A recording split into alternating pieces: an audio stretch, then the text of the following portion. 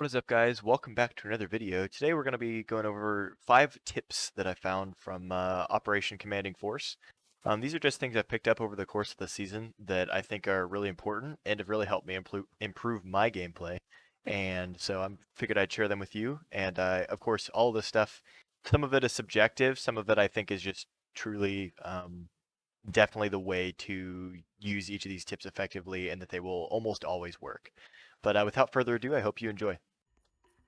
So the first tip I want to talk to you guys about is using your angles. I picked Cafe for this one because Cafe, we're going to attack the top floor bomb site. Cafe is a map where there is a lot of angles available to you. We'll pick Ace here. I think Ace will be good for this. There's a lot of angles available to attack the upstairs site with, and really all the sites, but mainly the upstairs site. Um, but so basically, you want to take advantage of every angle that you can to attack a site, right? And a lot of times, if you're not playing with a full stack or you're only playing with like a duo or a trio queue, it's a lot harder to do that. But so let's just go to this top floor bomb site and break down all the angles, right? Now, usually you'll have like, okay, so there's two entrances, right? There's the top square. I should have ran breach charges actually. We'll just use this, whatever. There's the top red entrance, which is right over here, and there's the white stairs entrance, which is over there. Well, let's take a look at this, right? So these are your two entrances where you can walk up through the building without having to either rappel through a window or drop down a hatch, right? I mean, technically, Amaru could come up like this hatch in here if she wanted to, but we're not gonna talk about her for right now. But you have the white stairs and the red stairs. So those are your two angles of attack that you can use if you're going ground up. You just be careful about that though, because you can get flanked. But anyway, so someone always is usually playing on this skylight, right? So from here you can kind of see this, you can kind of see this, you can kind of see this, but realistically, unless the other team's stupid, you're not going to win the round just off baiting on the skylight and hoping people peek you. Now, that may work in like lower ranks, and honestly, even like Plat Emerald, where I'm at, sometimes it works because people are really cocky about their gun skill and everything, so sometimes you can get free picks. But also beware, because if they're holding the angle before you and you go to peek this and somebody's right there, you're going to get fried. But anyway, so this is one angle, right? But this is probably, I'd say one person should probably be up here, maybe two people on the roof playing the hatches. Usually the person sitting up here would be getting info because they're completely safe up here, right? There's no way defenders can flank you. So the person up here is going to be the person that's droning around, getting info, finding where people are, trying to keep their drones alive. And then while the other people will be doing the gunfighting. So let's take this example over here. Now the cocktail windows, some teams play them a lot, some people never even touch them. I find out more often than not they're never even touched. But let's look at these, right? These are some super powerful angles no one thinks about, right? So usually there's going to be a rotate right here, right, to the freezer. And if you get on this window, maybe you want to rappel upside down so you're not quite as vulnerable. You can hold this rotate to the freezer, and if you get here early in the round, you'll almost always pick people off coming through here, right?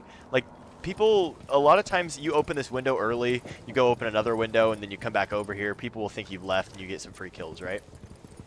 But realistically, unless somebody's tucked in this corner, which, I mean, usually people are not sitting in that corner, right? Like, there's a hatch there. You can even open the hatch, then you can make sure nobody's sitting here. But, oh, the bomb actually happened to be over here. That's funny. But, well, yeah, so you can hold that angle. That's say another angle I'd hold. And then the skylight angle, someone can play that every now and then. That way if people are rotating, then you can peek off when they're not looking at you. The piano windows are also very important to play. Piano control is something a lot of teams neglect to take until the very end when it's too late. Because if you let the defenders control piano, right? Usually there'll be a shield here on Pixel. They've got all of this. They can stop this. None of the windows can be gone into, right? Because they hear someone repelling in, they go over, boom, fried, boom, fried, boom, fried, just from the shield, right? You can't push in through this double door. And if you're trying to push in through Cigar and all the way in here to Bar, then you're constantly worried about this guy swinging you, right? Because this guy could come over as soon as he gets a call out that they're coming through the door, just swings over, right? Comes over this way, toasted, right? So those are just things that you need to think about taking piano control. So the way you can take piano control, and I know this is kind of just a breakdown for one site, which probably isn't going to be super helpful if you're on other maps, but obviously this is just an example. This works on several different sites on every map. Actually, it works on every side on every map, which is what this tip is for. But anyway, so you're on this piano window, right? And you're worried about this guy playing on the pixel. If you had a teammate over there, they can nade him out, whatever. But this wall right here is one of the most important walls to open into piano. Now, if someone's playing, if someone's like tucked behind this bar over here, right? Show you if I get a charge over there. You'll maybe want to open your first ace like right here. That way you can see someone tucked here. But again, if you don't want to do this, then boom, there's a window right there you can do. And then you'll probably want the second charge closer to the ground. That way you can actually get through it. And this is just kind of optional. It doesn't really matter how you open this wall as long as you do it in a way that works. And then people usually reinforce this wall, but I mean, some people also don't reinforce it, so you get free entry with just soft breach. But anyway, so yeah, you say you want someone playing, want someone playing here on the hatches, doing the droning info. You want one person on either the cocktail windows or this heaven window over there. And you'd probably want somebody on piano, right? So that's like 3 angles, right? From those angles, you're cutting off the freezer rotate and anybody into there. If you get someone else on the heaven window, you can clear almost this entire side just from those 2 windows, because eventually someone's probably going to get tired and peek. Now, I'm saying up here on the skylight, you don't want to bait peeks forever, right? Like, that's not always going to work. But when you're over here, you got 2 people on those 2 windows over there, you can probably clear all of A and then hold any possible way for them to get into A from that window over there through the double door and through the freezer rotate and the rotate up white stairs, right? So there's 3 people, 1 there, 1 piano, and 1 over here, right?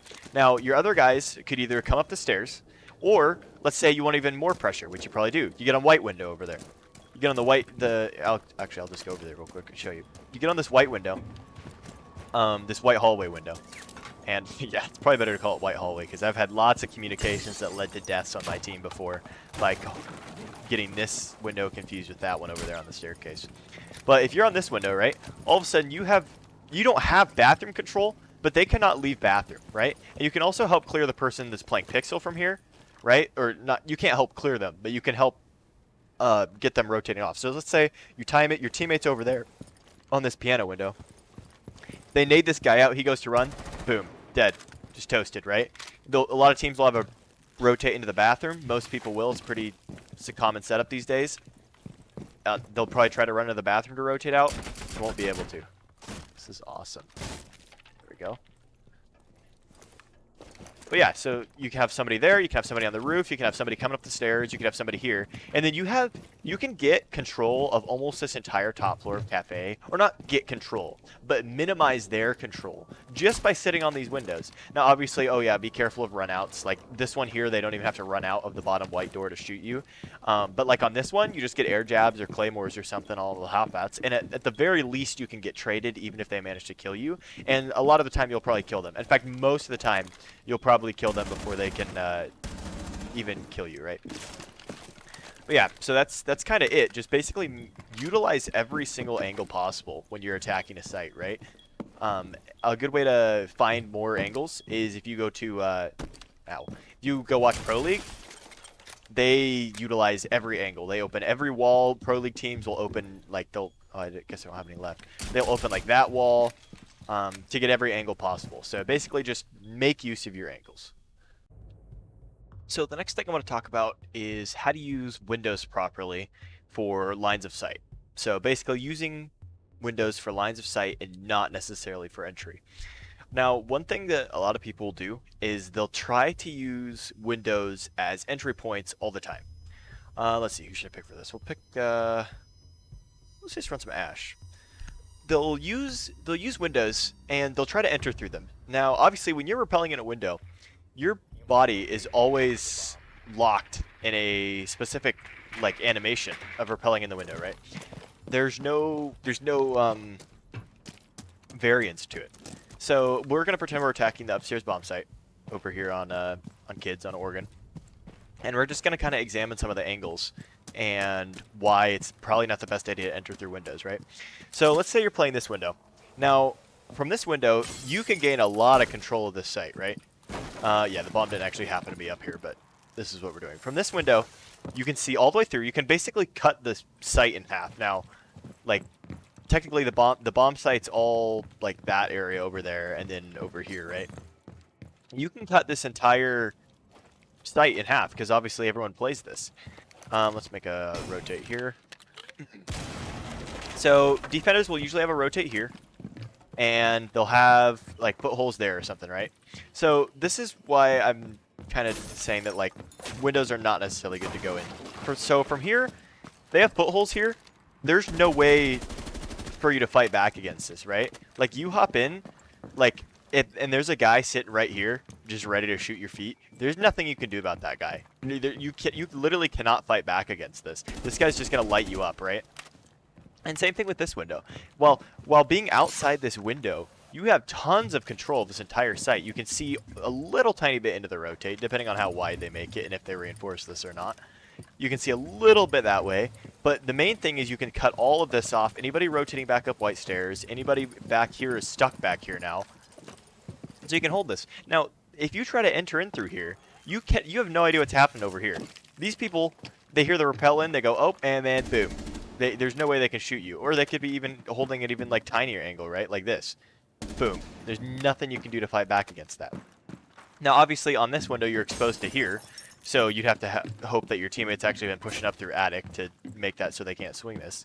But if you play that window just as an angle and not as an entry point, you gain so much more control at so much less risk than entering in. Now, yeah, okay, if you somehow manage to enter into this window and this guy's not paying attention, you fry this guy, you can fry this guy back here sitting on cameras, and then you basically won the round at that point, right? Because all the momentum is in your favor as long as you still have numbers advantage.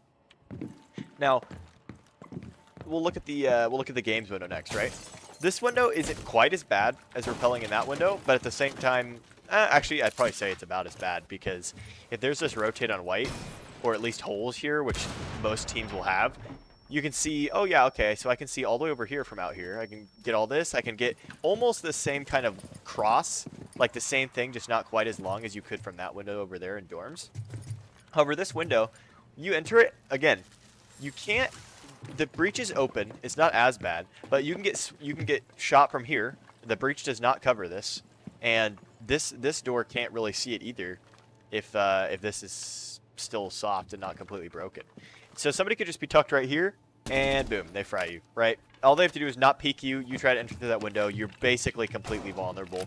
Maybe 1 in 10 times, this guy over here won't be paying attention, and so you can come in like this, and you just pre-fire him and boom, hope you get lucky. But like, I don't know if you could tell, my aim was actually locked when I was repelling. I could not look all the way over to like right here. So again, if they're sitting right here, they're just gonna fry you. That's why it's better to use like the breach, the main breach of any site, whatever it is, which is this one for this site, obviously.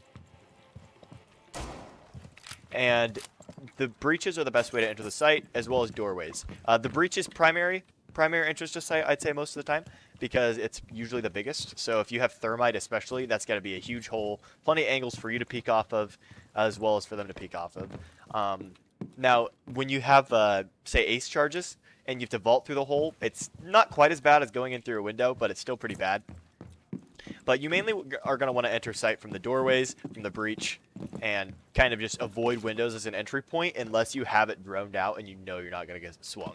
Because see, even if you want to rappel in here, say you drone this out, no one's playing in here, no one's playing in dorms for whatever reason, and this whole area is all clear, top white is clear, whatever. Somehow it's the perfect situation, right, for you to rappel into this window. Then, yeah, take it. But odds are, if no one's in there, no one's playing in any of these spots, you either have a huge man advantage, or it's like the end of the round and the last person's rotating off site, or whatever, or they're baiting you or something, right? And then this guy's gonna miss your drone. He's gonna see your drone, just kind of hear it, realize he's not seeing you, and then the second he hears that, he's just gonna swing and kill you. But obviously, bottom line, don't use windows as entry points to site all the time. Now, sometimes they're worthwhile, like Cafe. Cafe has a ton of windows, and a lot of times you'll want to enter into them. But I'd rather use windows as entrances into areas next to site rather than the actual site. So like this window, for example. You can just hop in this window. You're still pretty vulnerable, but at least I can actually see all the way over here just by pulling my pistol out, right? Or by ADSing, right? I'm not like locked and I can't look all the way to the right. It's just repelling in windows that's bad. Because if you're hopping in this window, odds are that you either have this open or you have trophy control already, so you know there's no one playing right here, or again, you're gonna win the round anyway, right? So just be mindful of where you're exposed to when you're coming in windows, and make use of the breach and the doorways as other angles to push in from, as I mentioned in the other video. Last tip for this video is basically learning your vertical play and understanding it. Now, this is more of a, not necessarily an in-game like gameplay tip, but more of a, west, right? Yeah. More of a, I don't know, practical tip about what you should be doing as you play each map. Of course, Border is just an example of this, but Border is one I know very well, so I think it'd be a good one to check. So, vertical play is something in Siege that is, the higher up in rank you go, the more likely you are to see it, and then until maybe you hit champion, and then it's just, where'd my drone go? Did it ever fall off? Oh, yeah. In champion, people tend to just run around and shoot people a lot. There's not as much like crazy playmaking or crazy like plays and vertical holes and stuff. Now, there's lots of angles and stuff and like basic stuff, but I don't know. That doesn't really matter. I'm not in champion or really even close to it right now, so that doesn't really matter. Point is, you'll want to start understanding your vertical play for both attacking and defending purposes. So as you can see, we're on Border, my favorite map. I don't know if I said that already, but I said it now. Favorite map, probably, at least my favorite map to attack. You know, if you see my videos, my favorite thing to do, get a nade, half wall's right here. Usually there's going to be someone playing there. I'd say about 50% of the time someone will play half wall. If not like 80% of the time someone will play it at least once in the round. There's probably about a 30, 40, 50% chance that if you just randomly nade there, you'll get somebody if your team is pressuring this side. But just learning your vertical play is good on all maps for nading from below on offense and just shooting people from below and understanding where you are. And also when you're playing above that specific area, you can use sledge or buck or breach charges or whatever to get those holes. So like, let's say I'm playing defense, right? I make holes like right here. That way I'm kind of safe from the half wall. And then I can see out this window. Okay, get that debris out here. And this window will be closed, of course. And then they go to melee this barricade. If they don't drone this, I shoot them in the top of the head, right? Even if they peek up at me, I have a huge advantage right here being above. I can hold a little pixel like this so that they can't quite see me super well, and then boom, they're dead, right? Now, learning vertical play on spots on the map that aren't quite as important, say like security, right? Like security, I don't know the vertical play in security pretty well, but I can use my knowledge based off landmarks to know where people are. So like this hatch, right?